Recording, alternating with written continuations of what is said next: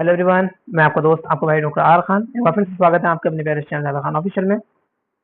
तो जो हमारा चैप्टर है breathing and exchange of gases का हम चैप्टर आधा कंप्लीट कर चुके थे। उसके बाद जो बचा हुआ है उसको हम कंप्लीट करने की कोशिश करेंगे, जितना होगा आसानी से हम उतना करने की कोशिश करेंगे। वीडियो ज़्यादा लंबी नहीं बनाएंगे, वीडियो बस 15 या 20 मिनट के बीच में रहने वाली है। तो मैं आपसे रिक्वेस्ट करूंगा कि आप अगर चैनल पर नए हैं तो चैनल को सब्सक्राइब, वीडियो को लाइक शेयर करना ना भूलें। मैं इसकी अलग एक प्ले लिस्ट बना रहा हूँ जो बायोलॉजी नीट 2025 के लिए मैं वीडियो बना रहा हूँ। इसकी अलग प्ले लिस्ट है, तो आप जाके कोई भी टॉपिक वहां से प्ले लिस्ट से सर्च करके देख सकते हैं। तो जैसे कि आपको लिख रहा है, ब्रीदिंग इन्वॉल्व 2 स्टेजेस। जो हमारी ब्रीदिंग होती है वो 2 स्टेज में इन्वॉल्व होती है। नंबर 1 स्टेज होता है हमारा क्या, इंस्पायरेशन और एक एक्सपायरेशन, यानी कि सांस को लेना और सांस को छोड़ना। जब हम इंस्पायरेशन करते हैं, इन मतलब अंदर और एक्स मतलब बाहर, तो जब इंस्पायरेशन करते हैं तो हमारे क्या होता है, जो एटमॉस्फेयर वाली एयर होती है वो हमारे अंदर आती है, और जो हमारे एक्सपायर करते हैं, जो हमारी एल्व्यूलर एयर होती है वो रिलीज होती है बाहर की तरफ। जो ये मूवमेंट होता है एयर का वो लंग्स के अंदर होता है, आउट ऑफ द लंग्स या in lungs, carry out by creating a pressure gradient between lungs and the atmosphere. इस चीज को कैरी करने के लिए, इस चीज को गाइडेड करने के लिए, किस चीज को, जो मूवमेंट हुआ हमारा एयर का लंग्स के अंदर और बाहर का, इस चीज को जो कैरी करता है, जो इसकी देखभाल मॉनिटरिंग करता है, वहां पर एक प्रेशर ग्रेडियंट जनरेट हो जाता है। क्या हो जाता है, प्रेशर ग्रेडियंट जनरेट हो जाता है, यानी क्रिएट हो जाता है। Inspiration can occur if the pressure within the lungs, तो उसको बोलेंगे intra pulmonary pressure is less than the atmospheric pressure.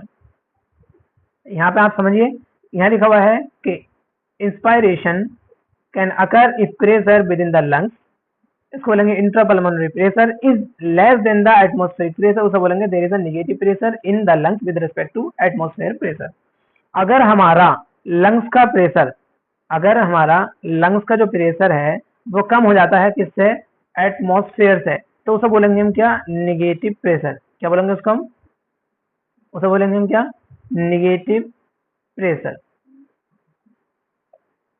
आगे बढ़ेंगे। उन्होंने बोला है कि लंग से अगर, लंग से जो लंग्स का प्रेशर है, लंग्स प्रेशर अगर बड़ा हो जाए एटमॉस्फेरिक प्रेशर से, तो उसे बोलेंगे हम क्या, निगेटिव प्रेशर ग्रेडियंट। ठीक, आगे लिखा है इसमें, similarly expiration taken when placed the intrapulmonary pressure is higher than the atmospheric pressure, the diaphragm is and the special set of muscle external and intercostal between the ribs help generation of the such gradient। ठीक, diaphragm और कुछ muscles का जो set होता है, special muscle का set होता है, जैसे हमारा एक्सटर्नल और इंटरकोस्टल रिब्स के बीच में होती है, वहां पर ऐसा ही ग्रेडियंट जनरेट हो जाता है। Inspiration initiate by the contraction of diaphragm which increase the volume of thoracic chamber in the anterior posterior axis। जो हमारा इंस्पायरेशन होता है वो शुरू होता है डायफ्राम में कॉन्ट्रैक्शन से, जो इंक्रीज करता है थोरेसिक चैम्बर के वॉल्यूम को एंटीरियर पोस्टीरियर एक्सिस के अंदर।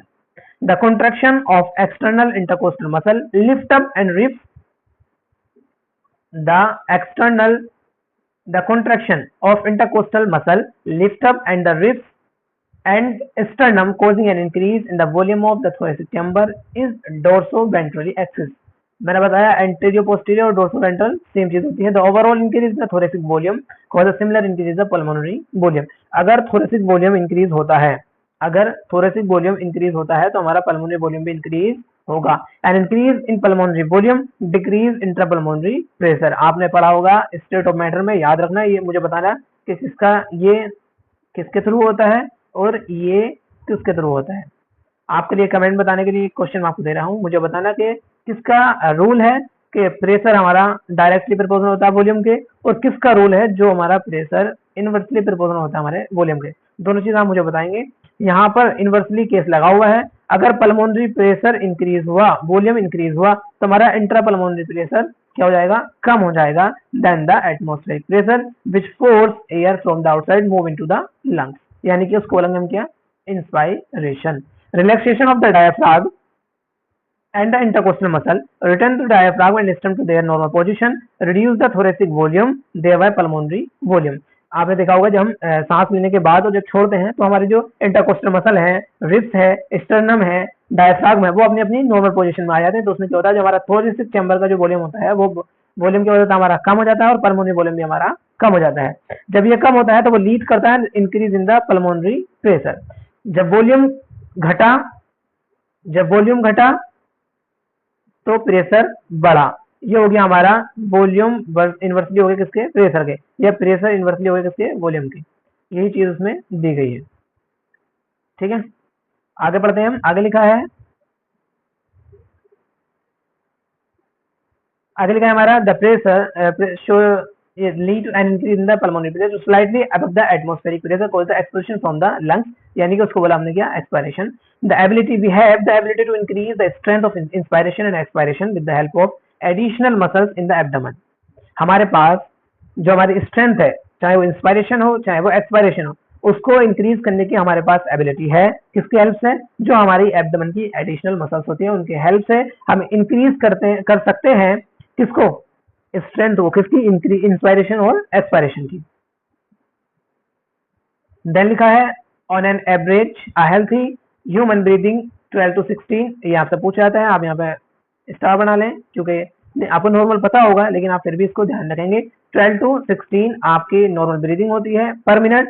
The volume of air involved in breathing movements can to estimated by the using spirometer with the help of in clinical assessment of pulmonary function. ठीक है, ये आपके लिए बहुत जरूरी टॉपिक होने वाला है, इसको आप 100% पढ़ ही लें, जरूर 100% आप इसको जरूर पढ़ लें। ठीक, तो यहाँ पर लिखा है, पहला वर्ड आता है हमारा tidal volume. Volume of air inspired और expired during a normal respiration, it approximately कितना होता है 500 ml, यानी कि a healthy human can inspire और expire approximately 600 to 800 ml of air per minute. अगर टीवी की अगर आपसे कहीं बात पूछी जाती है, वहां पर आपको 500 ऑप्शन जो दिया जाता है आप उसको ही टिक करेंगे, ये रेयर चांसेस में दिए जाते हैं। आपको जो ऑप्शन मिलने वाला है वहाँ 500 मिलने वाला है। एक अब आता हमारा IRV, यानी कि इंस्पायरेटरी रिजर्व वॉल्यूम। जो इंस्पायरेटरी रिजर्व वॉल्यूम क्या है हमारा, additional volume of air a person can inspire by forceful inspiration, average 2500 ml to 3000 ml। Inspiratory reserve volume, additional volume जो होता है हमारा हवा का, कोई भी व्यक्ति जब उसको इंस्पायरेशन करेगा, इंस्पायर करेगा यानी बाहर को निकालेगा फोर्सफुली अगर वो बाहर मतलब खींचता है, इंस्पायर करता है, तो उसके लिए जो होगी वो 2500 ml से 3000 ml तक रहती है। सेम एक्सपायरेटरी का होता है, जब फोर्सफुली एक्सपायर करता है तो 1000 से 1100 ml तक उसकी एयर रहने वाली है। हमारा हो गया TV, IRV and ERV। Next देखते हैं हम। नेक्स्ट आएगा हमारा RV, residual volume. Residual volume क्या होता है, इसमें लिखा है कि volume of air remaining in the lungs even after a forceful expiration, the average 1100 से 1200 ml, यानी कि हमने एक्सपायर भी कर लिया, फोर्सफुली करने के बाद भी हमारी जो बची है उसको हम जब एक्सपायर करेंगे तो उसको 1100 से 1200 ml देने वाली है। by adding up a few respiratory volumes described above, one can various pulmonary capacities which can be used in clinical diagnosis। IC की अगर बात करेंगे यानी कि इंस्पायरेटरी कैपेसिटी, वहां पर IRB की बात की थी और ERB की बात की थी। अब बात करेंगे आईसी और EC की, तो हम पहले आईसी की बात करते हैं। आईसी में दिया है total volume of air a person can inspire after a normal expiration include tidal volume and inspiratory reserve volume.